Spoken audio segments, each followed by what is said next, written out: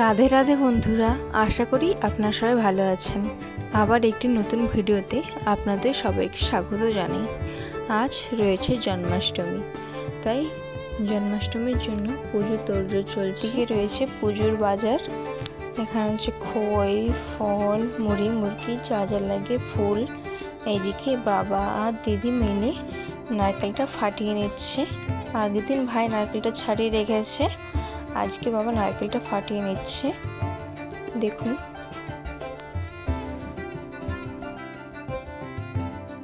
দ্বিতীয় নারকেলটি ফাটানোর সঙ্গে সঙ্গে দেখা গেল নারকেলটির মধ্যে ফুল হয়ে গেছে। দেখুন কত সুন্দর ফুলটি। আমরা নারকেলের ফুল খেতে খুবই পছন্দ করি। আপনারা কে কে নারকেলের ফুল খেয়েছেন অবশ্যই কমেন্ট করে জানাবেন। নারকেলের ফুল কার কার পছন্দ। এদিকে দেখুন কাকিমা আর ঠাকুমা মিলে কাজ করছে। এদিকে দিদি নারকেলগুলো ধুইতে নিয়ে যাচ্ছে। আজকে প্রচণ্ড পরিমাণে বৃষ্টি হয়েছে, দেখুন রাস্তার অবস্থা কি হয়েছে। আর এদিকে দিদি এখন পুজোর জিনিসপত্র রাখার জন্য কলা পাতা কেটে নিতে এসেছে। দেখুন, যেহেতু বৃষ্টি হয়েছে তাই সব পাতাগুলো কি সুন্দর সবুজ সবুজ হয়ে আছে। গরমকালে এই পাতা একদম যেন ঝিমিয়ে যায়, ঝলসে যায়। দেখুন কত সুন্দর সবুজ পাতা। এখন ঘাটের পাতাটা ভালো করে ধুয়ে নেওয়া হচ্ছে। আগের দিনে যে কোনো অনুষ্ঠান বাড়িতে কলা পাতায় খাওয়ানোর চল ছিল।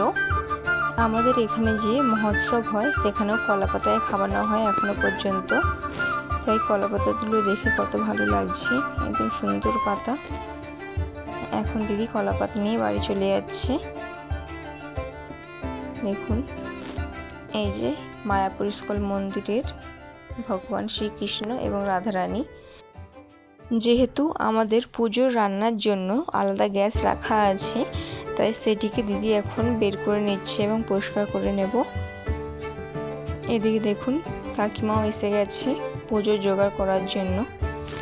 যেহেতু পুজোর জন্য সামান্য কিছু আয়োজন করতে হয়, তাই আমরা সবাই মিলে এসে গেছি আয়োজন করার জন্য। দেখুন এখান থেকে গ্যাসটাকে ঠিক করে নিচ্ছে। এদিকে কাকু এসেছে গ্যাসের পাইপটা লাগানোর জন্য। গ্যাসের পাইপ লাগানোর পর দিদি এদিকে নারকেলটা কুড়ে নিচ্ছে। দেখুন, আর এদিকে রয়েছে সমস্ত ফল মূল, সবজি, খই, গুড় ইত্যাদি। আর এদিকে কাকিমা তাল ছুঁড়ে নিয়ে যাচ্ছে তালের বড়া বানানোর জন্য। আর এদিকে ভোগ বানানোর জন্য সুজিটি ভিজিয়ে নেওয়া হচ্ছে। আর এদিকে কাকিমা তাল ছুঁড়ে নিচ্ছে। দেখুন, সুজি আগে থেকে ভিজিয়ে রাখা হলে যে কোনো জিনিস বানাতে খুবই সুবিধে হয়।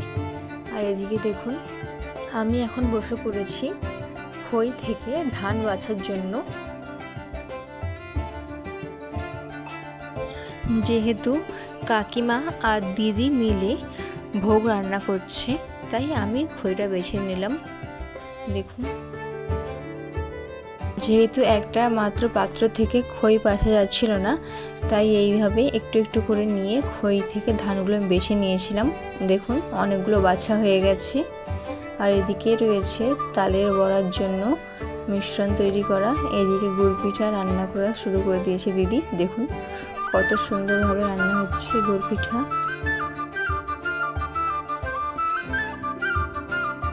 এদিকে দেখুন নারকেল কোড়া হয়ে গেছে, আর আমার কাজও প্রায় শেষের পথে। দেখুন আর একটুই বাকি আছে। দেখুন আমার কাজ শেষ হয়ে গেছে। এদিকে আমি ভালো করে খইটাকে প্লাস্টিকের মধ্যে বেঁধে দিয়েছি। আর এদিকে দেখুন গুড় পিঠা হয়ে গেছে প্রায়, আর একটুই বাকি আছে। আর ওইদিকে সমস্ত সবজি কাটা হয়ে গেছে ভাজাভুজির জন্য। আর এদিকে কাকিমা ভগবানের ভোগের লুচির লেচি কেটে নিচ্ছে। এদিকে দিদির গুড় পিঠা ভাজা শেষ। আর ওদিকে কাকিমা আলু, পটল, বেগুনে হলুদ মাখিয়ে নিচ্ছেন। আর এদিকে দিদি তালের বড়া বানানোর জন্য সব উপকরণগুলোকে আরেকবার মেখে নিচ্ছে ভালো করে। দেখুন কত সুন্দরভাবে তালের বড়াগুলো ভেজে নেওয়া হচ্ছে।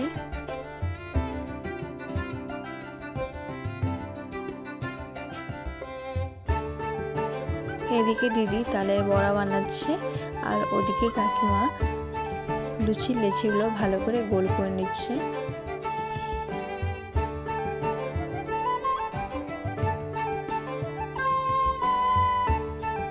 দেখুন দিদির তালের বড়াগুলো হয়ে গেছে, এবার ওগুলোকে নামিয়ে নিচ্ছে এবং এরপর আবার একটা নতুন ব্যাচ তালের বড়া ভাজার জন্য দিয়ে দিচ্ছে।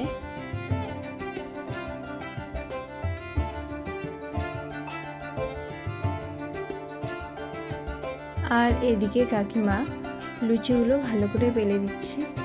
দেখুন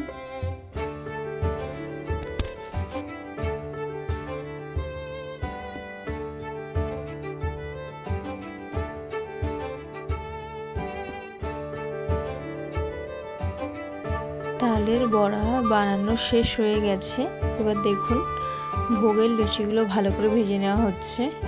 দেখুন কত সুন্দর ফুলেছে। লেচিগুলো বেলে তেলে ছেড়ে একটু তেল ছিটিয়ে যদি তেলের মধ্যে ওটাকে কিছুক্ষণ ডুবিয়ে রাখা হয় তাহলে দেখুন কত সুন্দরভাবে লুচিগুলো ফুলে উঠছে। দেখুন গ্যাসের আঁচটাকে মিডিয়াম টু হাই রেখে এইভাবে লুচিগুলো ভাজলে একটা লুচিও মিস হবে না ফোলার থেকে। দেখুন কত সুন্দর সব লুচিগুলো ফুলে উঠেছে। ভোগের লুচি ভাজা হয়ে যাওয়ার পর এর মধ্যেই আলু, বেগুন, পটল ভালো করে ভেজে নেওয়া হচ্ছে। আজকে সারাদিনই প্রচণ্ড পরিমাণে বৃষ্টি হচ্ছে এবং বাজ পড়ছে, তাই হঠাৎ করে এখানে কারেন্টটা চলে যায়, কারণ গ্রামের দিকে বৃষ্টি বাজ পড়া মানে কারেন্ট চলে যাবে। আলু, বেগুন, পটল ভাজা হয়ে যাওয়ার পর দেখুন এখানে সুজি বানিয়ে নেওয়া হচ্ছে। আজকে কারেন্টটা যাওয়ার 10 মিনিটের মধ্যেই আবার চলে এসেছে, তাই দেখুন ভালো করে সব কিছু দেখা যাচ্ছে। এদিকে দেখুন সুজিটা হয়ে গেছে। এবার ক্ষীর বানানো হবে, তাই কড়ার মধ্যে দুধ দিয়ে দেওয়া হয়েছে এবং তার সাথে একটু চিনি দিয়ে দেওয়া হয়েছে যাতে ক্ষীরটা একটু মিষ্টি মিষ্টি হয়। এদিকে দেখুন কাকিমা সুজিটাকে ভালো করে সেট করে নিচ্ছে।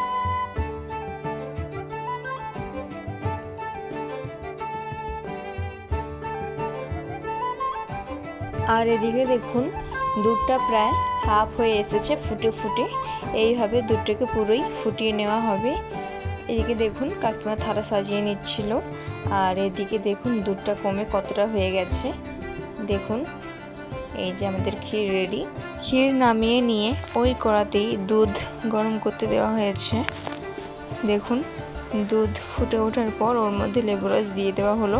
লেবু দেওয়ার জন্য ছানা কেটে যাবে এবং এই ছানা কাটা জল যদি অন্য কোনো দুধের মধ্যে দেওয়া হয় তাহলে সেই দুধও কেটে যাবে এবং ছানা তৈরি হয়ে যাবে। এদিকে দেখুন কড়াটা ভালো করে ধুয়ে নিয়ে এর মধ্যে আখের গুড় দিয়ে দেওয়া হয়েছে গরম করার জন্য। গুড়টা ভালো করে গরম করে নেওয়া হয়েছে। এবার কাকিমা খইটা ঢেলে নিচ্ছি, কারণ খইয়ের মধ্যে এবার গুড় মাখানো হবে। দেখুন খইয়ের মধ্যে গুড়টা আস্তে আস্তে ঢেলে ঢেলে মাখানো হবে, ঘুরিয়ে ঘুরিয়ে নাড়িয়ে চাড়িয়ে। দেখুন এইভাবে গুড়টা মাখিয়ে নিচ্ছে।